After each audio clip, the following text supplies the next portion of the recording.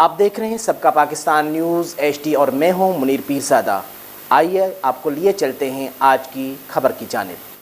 سندھ زکوٰۃ کونسل کی team madam شمع عارف مٹھیانی کی سربراہی میں مفتی فیروز الدین ہزاروی اور اشفاق احمد اسران کے ساتھ تھیلیسیمیا کیئر سینٹر نواب شاہ کا دورہ کیا۔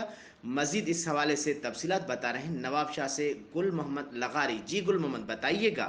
جی بالکل، سندھ زکوٰۃ کونسل کی ٹیم میڈم عارف مٹھیانی کی سربراہی میں مفتی فیروز الدین ہزاروی اور اشفاق احمد اسران کے ساتھ تھیلیسیمیا کیئر سینٹر نواب شاہ کا دورہ کیا، جہاں پروفیسر ڈاکٹر علی بخش سومرو اور ڈاکٹر محمد صادق سیال نے استقبال کرتے ہوئے سینٹر کے مختلف شعبہ جات کا معائنہ کرایا، جہاں سینٹر کے جوائنٹ سیکریٹری غلام نبی چنا نے ٹیم کو سینٹر کے blood bank, laboratory, ICU ward اور دیگر وارڈوں سمیت مکمل آگاہی دیتے ہوئے سینٹر کی کارکردگی بتائی، جس کے بعد میڈم شمع عارف نے بات کرتے ہوئے کہا کہ سینٹر کی تعریف پہلے ہی سنی ہوئی تھی اور اعتماد بھی تھا۔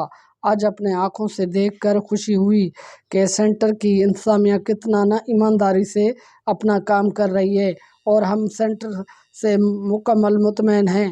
ہم انشاءاللہ واپس جا کے سندھ سرکار کو کارکردگی بتانے کے بعد سندھ زکوٰۃ کونسل کو سینٹر کی سالانہ زکوٰۃ فنڈ کے اضافے کی سفارش بھی کریں گے۔